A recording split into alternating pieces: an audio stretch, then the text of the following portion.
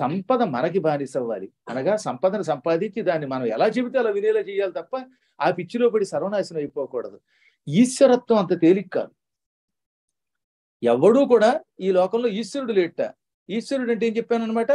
అధిపతి. అధిపతి అతని లక్షణం ఐశ్వర్యం.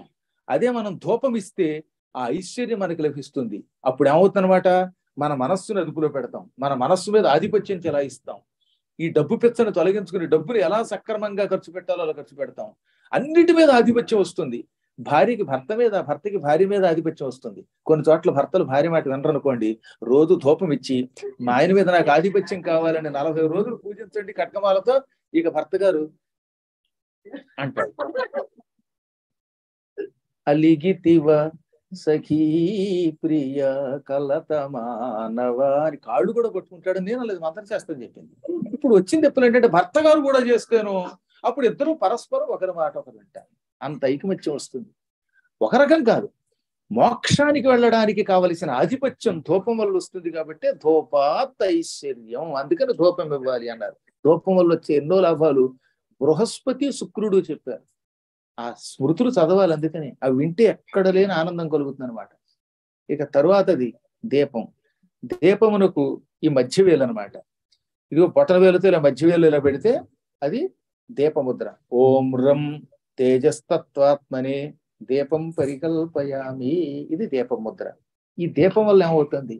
దీపం వల్ల అజ్ఞానం తొలగిపోతుంది, తానెవడో తనకి తెలుస్తుంది. ఈ భూమి మీద తాను ఎందుకు పుట్టాడో ఆ పనిని సక్రమంగా చేస్తాడు. అపూర్వమైన కాంతి అతని ముఖంలో కనపడుతుంది. కొంతమంది చూడండి, మనిషి ఏం అందంగా ఉండడు, కానీ ఆ మనిషిని చూడగానే ఏదో అట్రాక్షన్, ఆయన దగ్గరికి వెళ్ళాలి, ఆయన సేవ చేయాలనిపిస్తుంది. అది దాన్ని తేజస్సు అంటారు. ఆ తేజస్సు దీపం వల్ల వస్తుంది. చావడానికి సిద్ధంగా మంచం మీద ఉన్న ముసలివాళ్ళకు కూడా మనం ఎందుకు కాళ్ళు పడుతున్నాం అంటే అతనిలో తేజస్సు ఉన్నది కనుక. యావజ్జీవితం వ్యాసుణ్ణి చూసిన వాళ్ళంతా ఆయన కాళ్ళకి నమస్కరించాలనుకునేవారట. మహానుభావులందరిలో తెలియని ఒక వర్చస్సు ఉంటుంది, ఆకర్షణ శక్తి ఉంటుంది. ఆ ఆకర్షణనే తేజస్సు అన్నారు. అది దీపం వల్ల వస్తుంది. అందుకని అమ్మవారికి దీపముద్ర ఇవ్వాలి, దీపము వెలిగించాలి. దీపం వల్ల ఇన్ని లాభాలు ఉన్నాయి. దీపం త్రైలోక్యతిమిరాపహం, 3 లోకాలలో ఉన్న చీకట్లు తొలగిస్తుంది అన్నారు.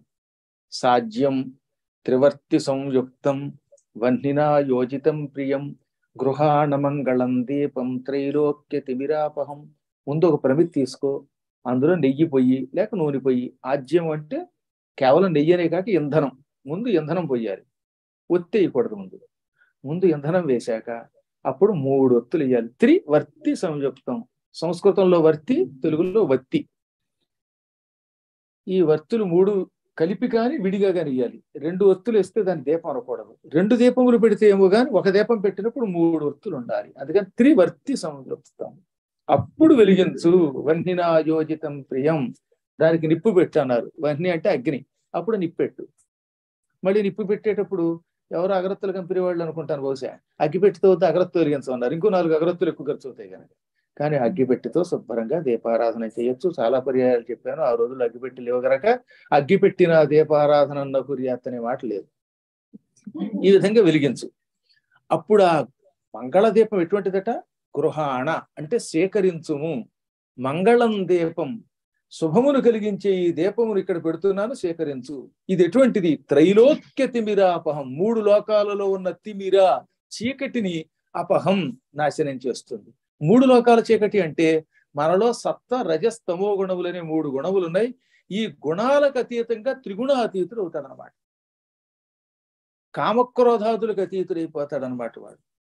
ఈ త్రిలోకాలకి అతీతమైన ముక్తిని పొందగలుగుతాడు. అందుకని దీపం ఇవ్వాలి. ఈ దీపం వల్ల అంత గొప్ప తేజస్సు పొందుతాడు కనుక 4వది, ఈ పంచపూజల్లో 4వ పూజ దీపం. ఇక 5వది నైవేద్యం. ఈ అనామిక అని పేరు కలిగిన ఉంగరం వేలు మధ్యలో బొటన వేలు చేరిస్తే ఇలా రెండును, దానికి నైవేద్యముద్ర. ఓం వం అమృత తత్వాత్మనే అమృత నైవేద్యం సమర్పయామి అని ఆ అమ్మవారికి నైవేద్యాన్ని పెట్టాలి. ఈ నైవేద్యం వల్ల ఈ లోకంలోను పై లోకాల్లోనూ ఎక్కడికి వెళ్ళినా ఆకలికి వాడి తెచ్చిపోకుండా ఉంటాం. ఆధ్యాత్మికమైనటువంటి ఆకలి తీరుతుంది, శారీరకమైన ఆకలి తీరుతుంది. ఎంత చదివినా కొంతమందికి ఇంకా చదవాలనిపిస్తుందే, అది ఆధ్యాత్మికమైనటువంటి జ్ఞానములకు సంబంధించిన ఆకలి. అది తీరాలి. ఇక్కడున్నప్పుడు కూడా వేళకి ఇంత తిని ఆకలి తీర్చుకోవాలి. ఇంత పురాణానికి పిలిచారండి మిమ్మల్ని. మా ఇంట్లో సహస్రనామం మీద గురువు గారు ఉపన్యాసం చెబుతున్నారు అని మిమ్మల్ని పిలిచాక ఆఖరిని హారతిచ్చి ఇంటికి వెళ్ళండి, మీరు వంట చేసుకోండి అంటే కడుపులో మంట రాదు. కాబట్టి ఇంత కార్యక్రమం జరిగిన ఆఖరణ ఇంత భోజనం పెడితే ఆహా ఎంత మంచివాళ్ళండి వాడు. ఈ శుక్రవారం నాడు మళ్ళీ ఇంటికి వెళ్ళి సిగపట్లు పట్టక్కర్ లేకుండా ఇంత పెట్టి పంపుతున్నారు అనిపిస్తుందా లేదా? కాబట్టి ఆకలి తీరాలి, మంచి భోజనం కావాలి. అసలు ఈ చరాచర జగత్తంతా అన్నం మీద ఆధారపడి ఉంది. అన్నం బ్రహ్మేతి వ్యజానాత్తు అని ఉపనిషత్తులు చెబుతున్నాయి. అన్నం పరబ్రహ్మ స్వరూపం. వేళకింత పడకపోతే ఈ మానవ శరీరాలు నిలబడవు. భగవంతుడైనా ఇక్కడ పుడితే అన్నం తిని బతుకుతాట.